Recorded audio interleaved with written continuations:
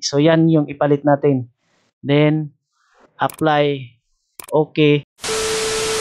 Okay, alright. So ngayon, ituturo ko sa inyo paano ba na yung desktop computer natin is hindi mag-sleep.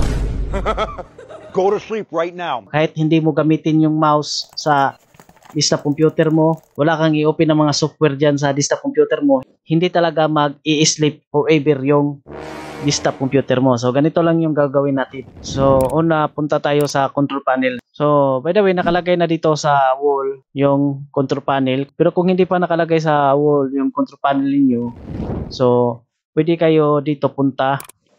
Yan. Scroll lang nyo sa ibaba. Then click niyo yung Windows System. Yan, ito. Ito na yung control panel. So i-click lang nyo yan. Then pwede din i-search ninyo. Click nyo dito, type kayo control panel. So yan, i-click nyo. Yan. Then sa akin, nakalagay na dito sa wall. I-click ko lang yan, no.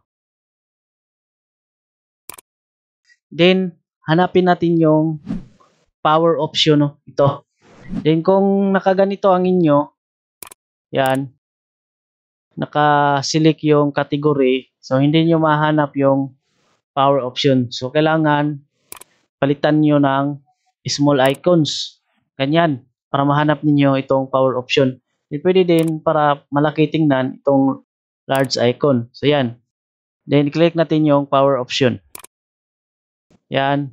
Di kung sa inyo, naka-default niya is balance, recommended, or naka-power saving yung default niya. So mas mabuti na palitan natin ng high performance para hindi lag yung desktop computer natin. Then para hindi mag-i-sleep yung desktop computer natin, so i-click lang natin tong change plan setting, no? Ito.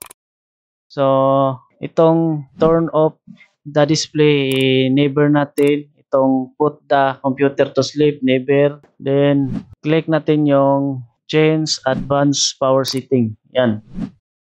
Then dito sa sleep, i-click natin yung allow wake timer. Then dito i-disable natin yan. Then dito tayo punta sa multimedia setting. Then dito tayo sa when sharing media.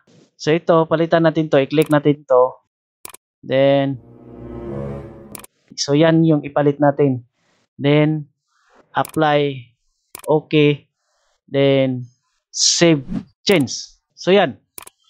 So pag nagawa mo na yan, so yung desktop computer mo ay hindi na talaga mag-i-sleep yan forever.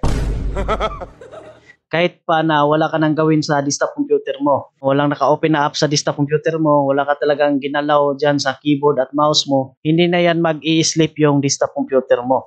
So ganito lang yung gawin mo. Kapag gusto mo na yung desktop computer mo ay hindi talaga siya mag-i-sleep. Okay, right. So hanggang dito lang itong video na ito. So kung nakatulong sa iyo itong video na ito, so huwag mong kalimutan na i-like itong video na ito. Subscribe. Alright, hanggang dito lang itong video na ito. Peace.